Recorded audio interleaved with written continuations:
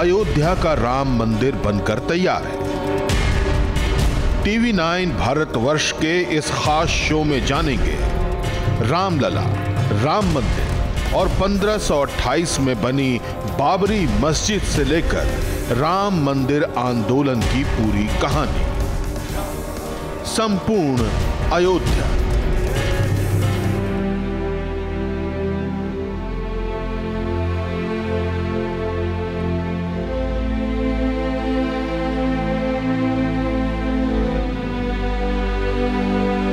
बाबा तुलसी कहते हैं हरि अनंत हरि कथा अनंता, लेकिन अयोध्या की अनंत कथा में भी इतने ट्विस्ट हैं कि एक छोर पकड़ो तो दूसरा और उलझ जाता है। 6 दिसंबर 1992 का दिन था। उस रोज अयोध्या में मर्यादा पुरुषोत्तम राम के नाम पर हर कोई अमर्यादित था। कायदे कानून को ताक पर रखकर उस रोज कार सेवकों ने एक के बाद एक तीनों गुंबदों को तोड़ दिया। जिस गंगा जमुनी संस्कृति की हम दुहाई देते हैं उसे तार तार कर दिया गया। आज मैं आपको उसी दिन की दास्तां सुनाऊंगा जो विवादित भी है और शायद कानून तोड़ने के कारण कलंकित। राम राम राम राम राम राम राम राम राम राम राम राम राम राम। अभी तो बहुत काम बाकी है, पता नहीं कब ये ढांचा गिरेगा। राम राम राम राम राम राम राम राम।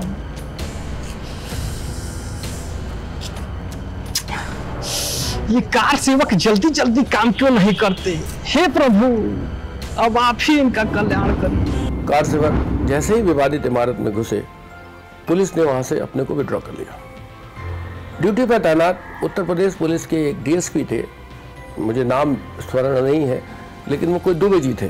टिपिकल उत्तर प्रदेश पुलिस का चरित्र, लंबी कदकाठी, पेट निकला हुआ, बाईं तरफ रिवॉल्वर खोसे हुए, और अब वो उनके मन में सुरक्षा का भाव नहीं था। वो धार्मिक दर्शक के तौर पर बाहर आके खड़े हो गए। उन्होंने अपने गले से एक कंठी निकाली और उसका जाप करने लगे। उत्तेजना के चरम क्षणों को जी रहे थे और उन्होंने बार बार राम राम राम राम आंख बंद करके करते थे, लेकिन उनका आवेग इतना था कि राम राम मुंह से बाहर आ रहा था। वो शायद उसको मन में जाप करना चाहते थे। और हर थोड़ी देर बाद आंख खोलते और देखते, अरे अभी तो बहुत बचा हुआ है। उनकी उत्कंठा थी कि कितनी जल्दी ये इमारत गिर जाए। एक पुलिस अधिकारी जिस पर विवादित ढांचे को बचाने की जिम्मेदारी थी, वो आंख बंद कर राम नाम का जाप कर रहा था। बीच बीच में आंख खोलकर देख रहा था कि ढांचा कितना गिरा है। उस रोज अयोध्या में केवल यही एक पुलिस अधिकारी नहीं थे जो अपनी ड्यूटी निभाने की जगह राम भक्ति में लीन थे, और भी कई सारे सुरक्षा अधिकारी उस रोज इतिहास रच रहे थे। तोड़फोड़ के 1.5 घंटे गुजर चुके थे, कोई गुंबद नहीं गिरा था। 1:45 पर कंट्रोल रूम में लखनऊ से रेडियोग्राम पहुंचा। आदेश था कि स्थिति को काबू करने के लिए केंद्रीय बलों का इस्तेमाल किया जाए। जिलाधिकारी RN श्रीवास्तव ने CRPF के DIG मलिक से लिखित अनुरोध किया कि 50 कंपनी CRPF मौके पर तुरंत भेजी जाए। जवाब में मलिक ने कहा, हम तैयार हैं, लेकिन हर एक कंपनी की सुरक्षा के लिए दोनों तरफ PAC के जवान सुरक्षा में चलें। इस बेढंगी मांग पर नाराज होते हुए SSP DB राय ने कहा, यह शायद दुनिया में पहली घटना होगी जब दंगाइयों को काबू करने के लिए किसी पुलिस बल ने अपनी सुरक्षा में किसी और पुलिस बल की मांग की हो। ये दोनों दास्तां 6 दिसंबर 1992 की है। उस रोज गुंबदों की सुरक्षा में तैनात एक पुलिस अधिकारी आंख बंद करके राम नाम का जाप कर रहा था। तो CRPF के DIG की मांग थी कि उनके सुरक्षा बलों की सुरक्षा में PAC के जवानों को तैनात किया जाए। एक पुलिस अधिकारी और CRPF के DIG मलिक की यह सोच सवालों के घेरे में है। लेकिन सवालों के घेरे में तो उस वक्त के प्रधानमंत्री श्री PV नरसिंह राव और तत्कालीन मुख्यमंत्री कल्याण सिंह जी भी। शासन प्रशासन की कमान इन्हीं दोनों महान पुरुषों के हाथ में थी और विवादित ढांचे को बचाने की जिम्मेदारी भी इन्हीं दोनों पर थी। ऐसे में विवादित ढांचे को लेकर इन दोनों का रुख जानना बेहद जरूरी हो जाता है। जिस वक्त विवादित परिसर का गुंबद गिराया जा रहा था, उस वक्त की दास्तां है ये। प्रधानमंत्री नरसिंह राव के पास पल पल की खबर पहुंच रही थी और वो बेचैन होकर बजरंग दल के नेता विनय कटियार को फोन कर रहे थे, लेकिन विनय कटियार उनके फोन नहीं उठा रहे थे। बार बार प्रधानमंत्री के यहां से आता फोन देख अशोक सिंघल ने विनय कटियार से कहा कि वो प्रधानमंत्री से बात करें।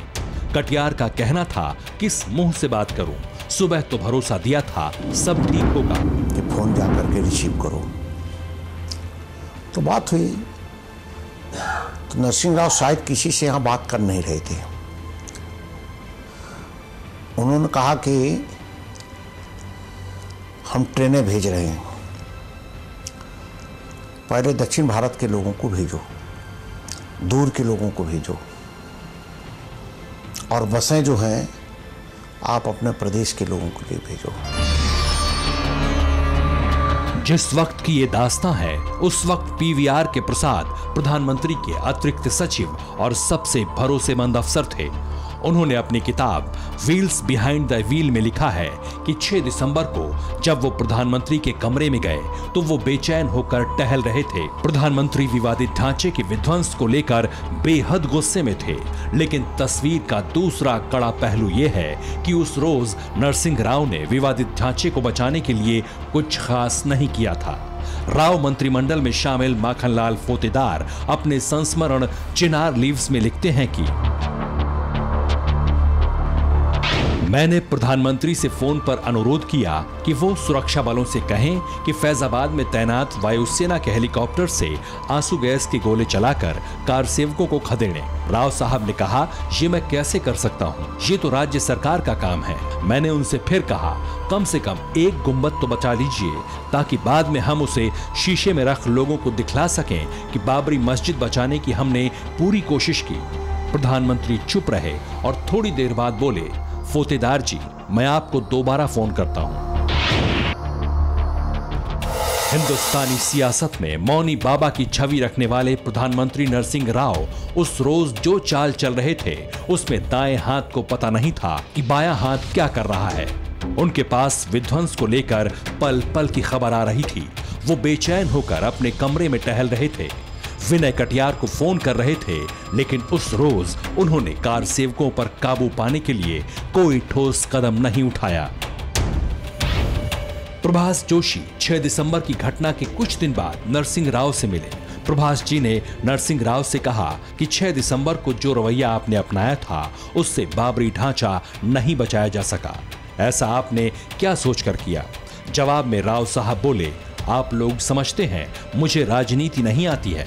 मैंने जो कुछ किया सोच समझ कर किया। मुझे बीजेपी की मंदिर राजनीति को समाप्त करना था, वो मैंने कर दिया। प्रभाष जोशी जी हमारे संपादक थे और वो मंदिर मस्जिद विवाद के सक्रिय मध्यस्थ भी थे। इस दौरान वो उनका अक्सर रज्जू भैया से भी मिलना होता था और नरसिंह राव जी से भी मिलना होता था। ये इतिहास में धारणा है कि बाबरी ढांचा नरसिंह राव के अनिर्णय और मौनी बाबा स्वभाव के कारण ढह गया। प्रभाष जी से अगर उन्होंने कहा न होता और प्रभाष जी ने मुझे यह बात न बताई होती तो मैं भी ये समझता कि नरसिंह राव के अनिर्णय के कारण वो ढांचा गिरा था। प्रभाष जी से नरसिंह राव ने कहा कि आप क्या समझते हैं, मुझे राजनीति नहीं आती। मैंने यह काम भारतीय जनता पार्टी से मंदिर मुद्दे को छीनने के लिए किया और वो मुद्दा अब हरदम के लिए समाप्त हो जाएगा। कुछ मामलों में नरसिंह राव सही भी थे। ढांचा गिरने के फौरन बाद से जितने भी चुनाव हुए उत्तर प्रदेश में, भारतीय जनता पार्टी की सीटें लगातार कम होती थी। बाबरी विध्वंस के दिन प्रधानमंत्री नरसिंह राव के दिल दिमाग में क्या चल रहा था, इसका अंदाजा उस दिन किसी को नहीं था। वैसे वो सुबह से ही हॉटलाइन पर डटे हुए थे, अधिकारियों से फोन पर बात कर रहे थे। अब ये नरसिंह राव जी का दिखावा था या कुछ और, ये अब पता करना किसी के लिए मुश्किल था। लेकिन उत्तर प्रदेश के तत्कालीन मुख्यमंत्री कल्याण सिंह उस रोज बड़े रिलैक्स थे, इतने रिलैक्स कि उस ढांचे के गिरने के समय वे छत पर धूप सेक रहे थे। कल्याण सिंह के इस रिलैक्स शासन की एक अलग कहानी है। जिस वक्त विवादित ढांचे का विध्वंस हुआ, उस वक्त तक कल्याण सिंह हिंदुत्व के पोस्टर बॉय बन चुके थे। राम जन्मभूमि के प्रबल समर्थक कल्याण सिंह शुरू से अयोध्या आंदोलन में सक्रिय थे और उनका साफ मानना था कि रामलला की जन्मभूमि को बाबरी मस्जिद के साये से मुक्ति मिलनी ही चाहिए। लेकिन एक मुख्यमंत्री के तौर पर वो शपथ ले चुके थे कि वो विवादित ढांचे की हर हाल में रक्षा करेंगे, किसी कीमत पर विध्वंस नहीं होने देंगे। 6 दिसंबर 1992 की सुबह उन्हें ये कतई उम्मीद नहीं थी कि कार सेवा के दौरान विवादित ढांचे को गिरा दिया जाएगा। जिस वक्त विवादित ढांचे पर कार सेवकों ने हल्ला बोला, उस वक्त कल्याण सिंह लखनऊ में कालिदास मार्ग के अपने सरकारी आवास की छत पर धूप सेंक रहे थे। इसमें कोई शक नहीं कि विध्वंस के पहले 5 घंटे मुख्यमंत्री कल्याण सिंह ने अपने साथ वैसे ही धोखा हुआ माना जैसे प्रधानमंत्री नरसिंह राव ने माना था। ध्वंस से जितने आहत नरसिंह राव थे, उतने ही आहत और धोखा खाए कल्याण सिंह भी लग रहे थे। वो इस बात से नाराज थे कि अगर विहिप की ऐसी कोई योजना थी तो उन्हें भी बताना चाहिए था। लेकिन वहीं कल्याण सिंह ध्वंस के बाद शाम तक सदमे से बाहर थे और बिना देरी किए वो ध्वंस के सियासी नायक बनने की कवायद में जुट गए। एनआईसी की मीटिंग में मैंने स्पष्ट किया था कि गोली नहीं चलाऊंगा, गोली नहीं चलाऊंगा, गोली नहीं चलाऊंगा। 6 दिसंबर को लगभग 1 बजे जब केंद्र सरकार के गृह मंत्री श्री एसी चौहान साहब का मेरे पास फोन गया और कहा कि हमारे पास ये सूचना है कि कार सेवक गुम्बद पर चढ़ गए। आपके पास क्या सूचना है? तो मैंने कहा कि मेरे पास थोड़ा सा एक कदम आगे की है कि कार सेवक गुम्बद पर चढ़ गए हैं और कार सेवकों ने गुम्बद को तोड़ना भी शुरू कर दिया। लेकिन चौहान साहब इस बात को रिकॉर्ड कर लेना कि मैं गोली नहीं चलाऊंगा, गोली नहीं चलाऊंगा, गोली नहीं चलाऊंगा। मैं कल्याण सिंह जी से मिला। कल्याण सिंह ने उत्तर प्रदेश के मुख्यमंत्री पद से इस्तीफा दे दिया था।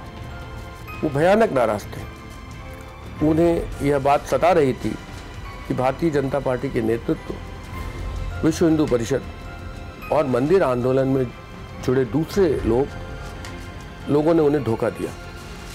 उन्हें बताया नहीं गया कि ढांचा गिराया जाएगा। उन्हें इस बात का बार बार एहसास दिलाया जा रहा था कि प्रतीकात्मक कार सेवा होगी। उनका कहना था, मैंने तो सुप्रीम कोर्ट में हलफनामा दिया था ढांचे की हिफाजत के लिए। मैं रोज इस बात के लिए बयान जारी करता था कि ढांचे को कुछ नहीं होगा।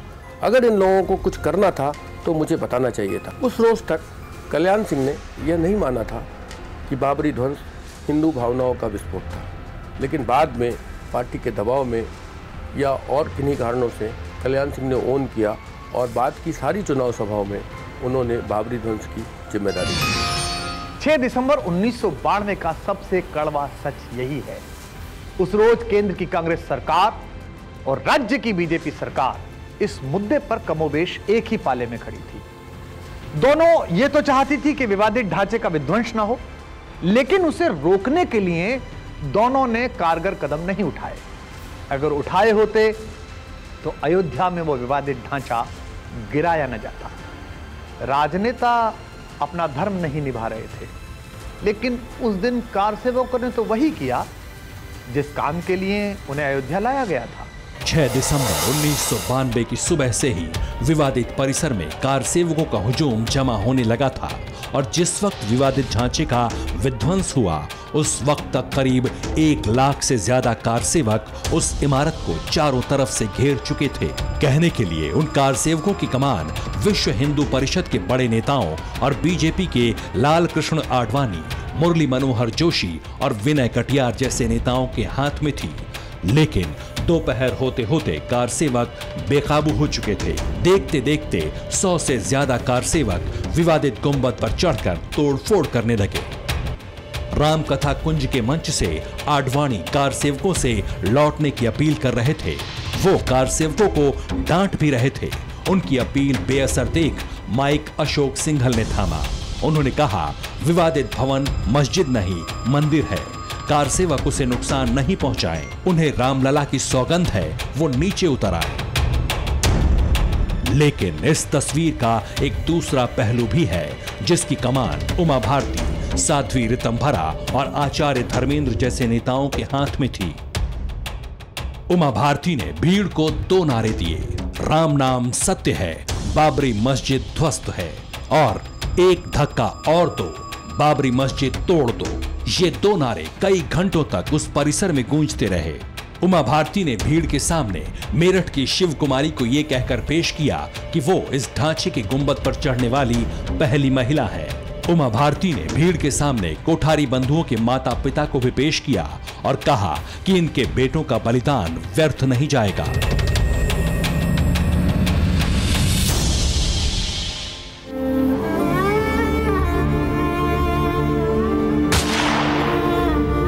दो सगे भाइयों राम कुमार कोठारी और शरद कोठारी की हत्या 2 नवंबर 1990 को कार सेवा के दौरान हुई थी। सुरक्षा बलों ने पहले छोटे भाई राम कुमार कोठारी को गोली मारी थी और जब बड़ा भाई शरद उसे बचाने आया तो सुरक्षा बलों ने उसे भी गोली मार दी थी।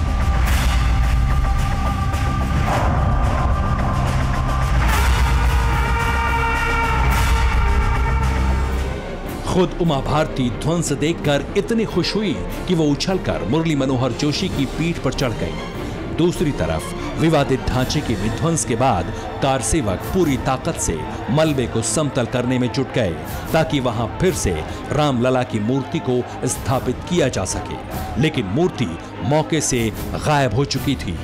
गौरतलब है कि 22 दिसंबर 1949 की मध्य रात्रि में 5 साधुओं के जत्थे ने गुपचुप तरीके से गर्भगृह में रामलला की मूर्ति को स्थापित कर दिया था।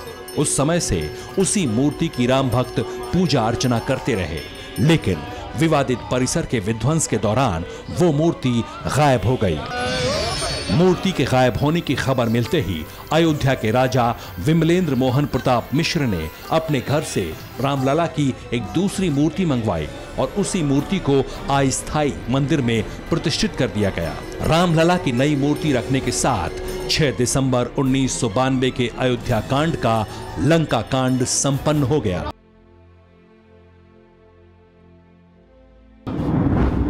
जिन कार सेवकों ने विवादित ढांचा तोड़ा, गुंबद गिराए, वो इस आंदोलन के सिपाही भर थे। आंदोलन के सूत्र कहीं और ही थे। आंदोलन के आदेश, निर्देश और रणनीति की दुनिया ही दूसरी थी। ये बात अलग है कि कार सेवकों ने ऐन ध्वंस के मौके पर अपने इन निर्देशकों का साथ छोड़ दिया और कहानी का क्लाइमैक्स अपने हिसाब से लिख डाला। कार सेवकों के इस क्लाइमैक्स के बाद सियासी चेहरों के क्लाइमैक्स लिखने की बारी आई, खासकर मुख्यमंत्री कल्याण सिंह और प्रधानमंत्री श्री नरसिंह राव की।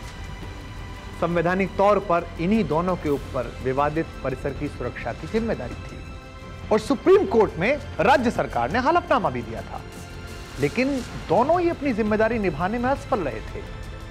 अब बारी डैमेज कंट्रोल की थी और उस डैमेज कंट्रोल को दोनों ने बखूबी निभाया भी था।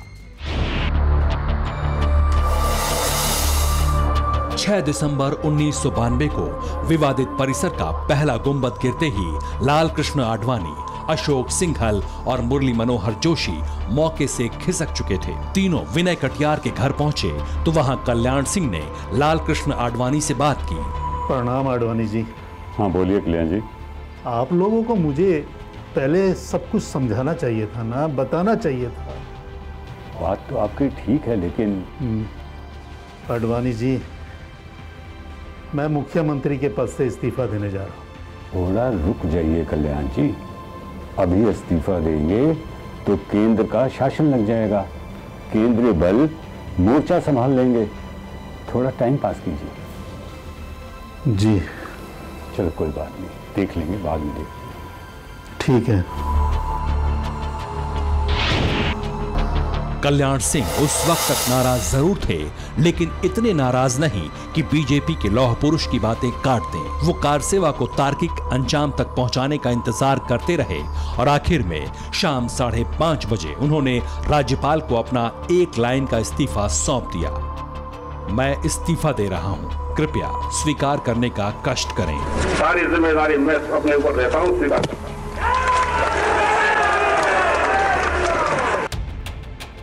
कल्याण सिंह के बाद अब बारी प्रधानमंत्री नरसिंह राव की थी। नरसिंह राव तब तक खामोश बैठे रहे जब तक अस्थायी मंदिर में रामलला की नई मूर्ति नहीं रखी गई। नई मूर्ति रखे जाने की खबर मिलते ही उन्होंने कल्याण सिंह सरकार को बर्खास्त करने की सिफारिश की। दिलचस्प तथ्य ये है कि कल्याण सिंह 3 घंटा पहले ही इस्तीफा दे चुके थे, फिर भी उनकी बर्खास्तगी का नाटक रचा गया। उस रोज रात 9 बजे उत्तर प्रदेश में राष्ट्रपति शासन लग गया था, लेकिन 36 घंटे तक राव सरकार ने कोई कार्रवाई नहीं की थी। 36 घंटे बाद भी जो कार्रवाई हुई उसमें केवल यही हुआ कि विवादित परिसर को कार सेवकों से खाली कराया गया। तो ये थी 6 दिसंबर 1992 की वो कहानी। प्रभु श्री राम मर्यादा के प्रतीक हैं। उन्होंने अपने कुल वंश में संस्कृति की, संस्कार की और धर्म की ऐसी मर्यादा स्थापित की है कि पूरे विश्व में लोग उन्हें मर्यादा पुरुषोत्तम के नाम से जानते हैं। लेकिन उन्हीं प्रभु श्री राम के नाम पर 6 दिसंबर 1992 को हर किसी ने इस संवैधानिक और लोकतांत्रिक मर्यादा के बाहर जाकर व्यवहार किया था। उस रोज कार सेवकों ने मर्यादा पुरुषोत्तम राम के नाम पर इस देश के सारे कायदे कानून को ताक पर रख दिया था, और जिन पर इस कायदे कानून को कायम रखने की जिम्मेदारी थी, जिन्होंने सुप्रीम कोर्ट में इस बात का हलफनामा दिया था, उन लोगों ने राम के नाम पर अपनी सियासी रोटी सेकने की कोशिश की थी। इस शो में बस इतना ही। अगले शो में देखेंगे अवधपुरी की एक अलग कहानी, अयोध्या का एक अलग किस्सा, अनदेखा अनसुना।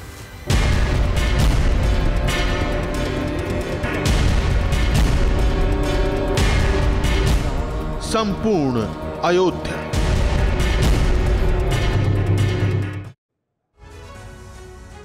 आपने देखा टीवी 9 भारतवर्ष का खास शो संपूर्ण अयोध्या।